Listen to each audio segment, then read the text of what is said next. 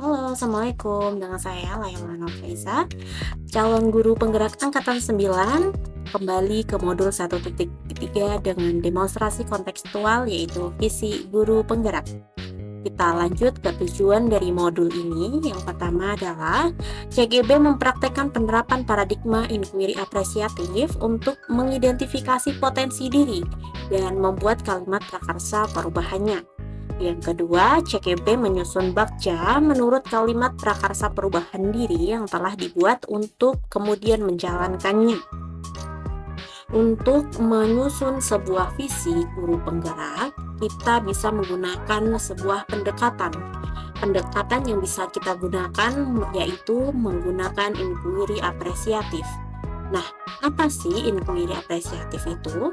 Inquiry apresiatif adalah mengidentifikasi hal baik yang telah ada di sekolah, mencari cara bagaimana hal baik tersebut dapat dipertahankan, lalu memunculkan strategi untuk mewujudkan perubahan ke arah yang lebih baik. Agar penerapan pendekatan inquiry apresiatif dapat kita terapkan, kita dapat mengikuti metode bakja. Bakja memiliki beberapa langkah, yaitu B dari buat pertanyaan umum, kemudian A ambil pelajaran, G dari gali mimpi, J dari jabarkan rencana, yang terakhir A atur eksekusi. Setelah melakukan langkah-langkah tersebut, langkah selanjutnya kita merumuskan visi. Visi saya sebagai guru penggerak ialah membentuk generasi muda yang unggul dalam ilmu pengetahuan, karakter, religius, dan kreatif, yang siap menghadapi tantangan global dan berkontribusi secara positif untuk masyarakat. Prakarsa perubahan menyediakan ruang kesempatan untuk meningkatkan kreativitas serta karakter baik melalui kegiatan peduli lingkungan dan kebersihan sekolah. Dari prakarsa perubahan yang saya buat tersebut terdapat aset dan pencapaian. Asetnya adalah sumber daya alam dan lingkungan yang ada di sekolah. Kemudian pencapaian dari perubahan yang terbentuk ialah diharapkan ada peningkatan karakter baik dan kreativitas. Dari pernyataan prakarsa perubahan yang sudah saya buat, lalu dituangkan dalam rencana perubahan bakja. Yang pertama adalah B, buat pertanyaan utama. Pertanyaannya adalah, apakah siswa memiliki kesadaran terhadap kebersihan lingkungan sekolah?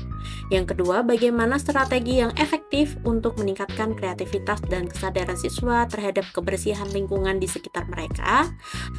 Lalu tindakan yang perlu dilakukan, yang pertama, melakukan edukasi kepada siswa mengenai pentingnya menjaga kebersihan lingkungan.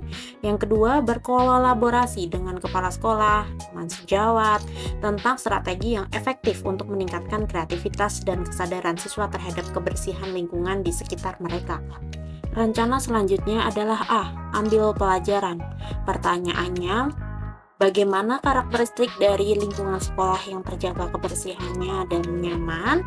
Lalu, siapa saja yang akan terlibat dalam meningkatkan kreativitas dan kesadaran siswa terhadap pentingnya peduli terhadap lingkungannya? Kemudian, tindakan atau penyelidikan yang bisa diambil. Yang pertama, melakukan survei dan mencari informasi mengenai karakteristik lingkungan sekolah yang terjaga kebersihannya. Dan yang kedua, yaitu semua warga sekolah, orang tua, dan wali murid. Langkah selanjutnya adalah gali mimpi. Kita mendapat pertanyaan, apa kebiasaan baru yang tercipta jika kreativitas siswa meningkat, serta lingkungan sekolah yang bersih dan nyaman akhirnya terwujud.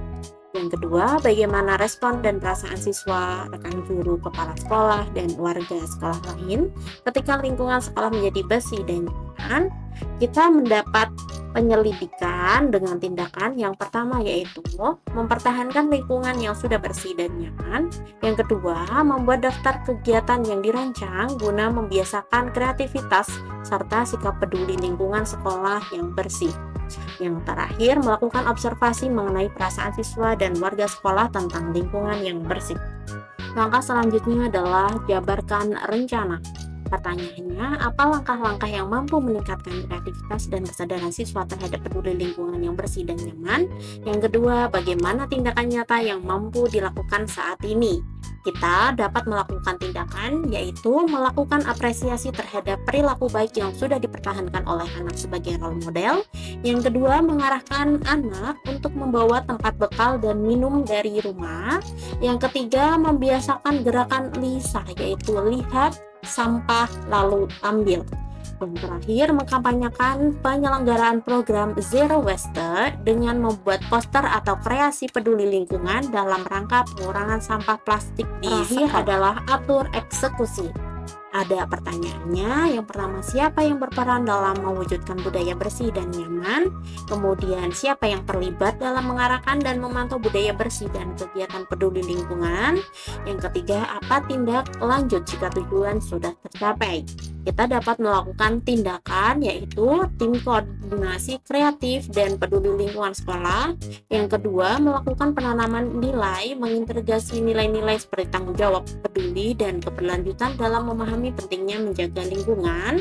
Yang ketiga, selalu melibatkan siswa maupun warga sekolah dalam kegiatan perawatan lingkungan. Yang keempat, saling mengingatkan bahwa menjaga kebersihan itu penting. Sekian dari saya. Terima kasih. Waalaikumsalam warahmatullahi wabarakatuh.